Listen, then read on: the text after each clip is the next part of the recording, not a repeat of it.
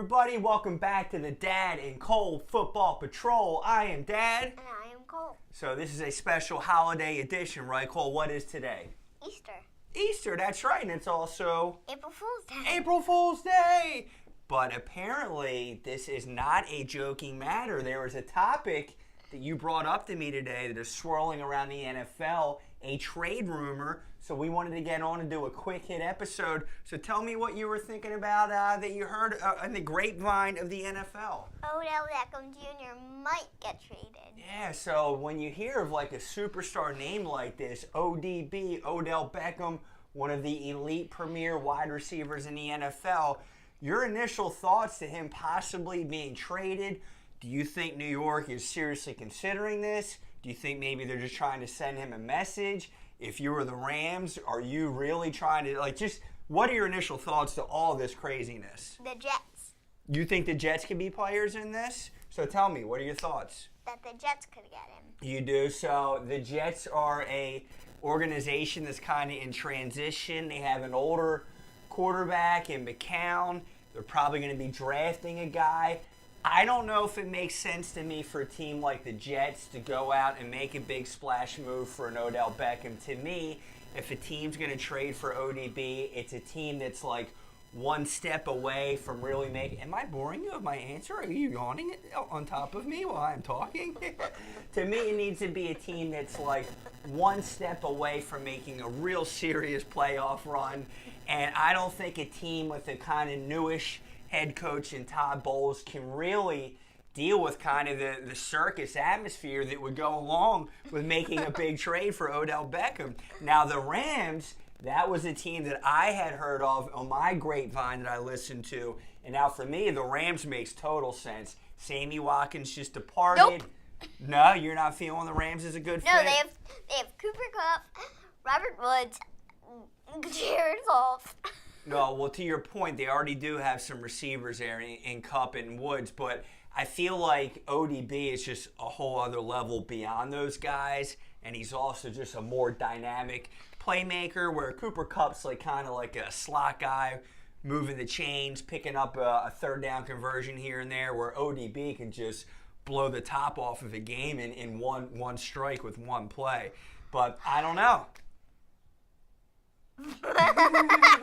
So, now we are doing a quarterback Eagles Feluga, whatever you want to call it. Yeah, no, you brought up to me today that you found it interesting that there's a lot of defensive backs for the Philadelphia Eagles right now, and that they're going to have some decisions to make heading into next year. And you posed to me the question, do I think that Sidney Jones could be a starter for the Philadelphia Eagles? And I guess I'll answer it to you this way. Sidney Jones, if anyone is not fully aware, has forgotten, he was a second-round pick last year, so a very high draft pick, but he had first-round talent. Everyone had this kid slated as a first-round cornerback. He got hurt, I believe, in the combine. Oof.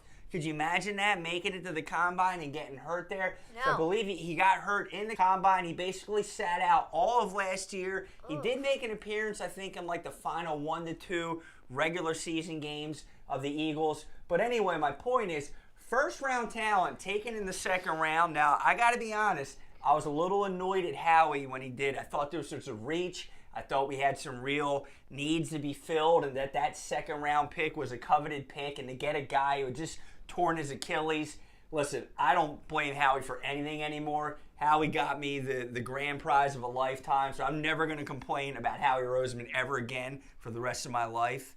We'll see if that really holds up. But anyway, so back to your question, though. Can he be a starter? My answer is he has to be a starter. You can't spend a second-round pick on a defensive guy like that and not have him be a starter for you. So, Cole, I'm going to answer your question with a question back to you. Would he replace Jalen Mills, or would he replace Ronald Darby? Who would he be a starter over in your mind? Jalen Mills. Yeah, and do you have any thoughts about that? Why? Can you expand upon He's that? gonna be a starter for sure. He was college in Washington. He is number 22, and he's really good. Yeah, no, I think you're really saying the things that I'm saying, that he's an elite pedigree guy coming out of college. Jalen Mills, God bless him, he played great last year. I think he played over his head a little bit, and I think we saw some double move issues coming up time and time again, especially near the end of the season. I thought the defensive backs in the Super Bowl were awful. And again, I'm not even trying to complain about the Super Bowl, don't get me wrong, but I think there's some cracks in the secondary that could get exposed to a much greater level than they did last year if it's not solidified and shored up. And I think Sidney Jones is going to be a key to that. All right, now, Cole, you mentioned that you had a question for me. I don't even know if I know what this is about, so we're going to wrap up our show. This is going to be a quick hit, short episode today. So what did you want to talk about for our final topic here? Which quarterback do you think is going to be better, Cam Newton or Ben Roethlisberger? Well, that's a good question. So both, I think everyone would agree, are kind of elite to just a tier below elite for quarterback play. I think Ben Roethlisberger probably has the biggest potential just based on the skill guys around him, a more wide open offense. Cam Newton, I think, struggled a little bit last year. He kind of made a run at the end there and really started to pick up his play along with the offense. They got Torrey Smith now from the Eagles, from our squad, the Eagles. So he's got a little bit more help on offense. McCaffrey, great receiver out of the backfield. But I just don't know if there's enough weapons there. Funchess, everyone thought he was going to be the guy after Kelvin Benjamin departed on that trade. But then Funchess kind of fizzled as well.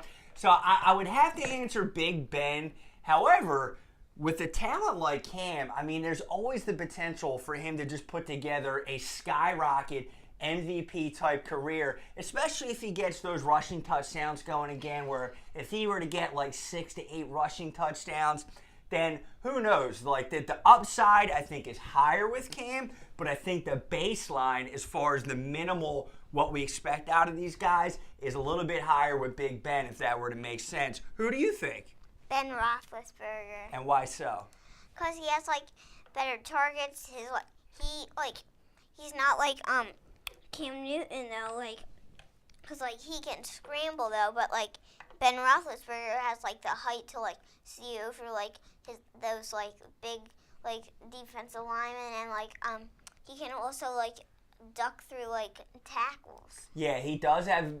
Ben has great pocket presence, and where he's not as much of a scrambler as Cam, he can tend to shake off guys. He's not easy to sack or bring down. He may sustain a little more pressure and some hits in the pocket, but somehow they don't always get him down for the actual sack, whereas Cam may take off and actually run for it. So I think you make a good point. But I think we're both kind of saying the same thing, that we would expect Ben to have a bigger potential, more dynamic season just based on the guys around him. Is that right?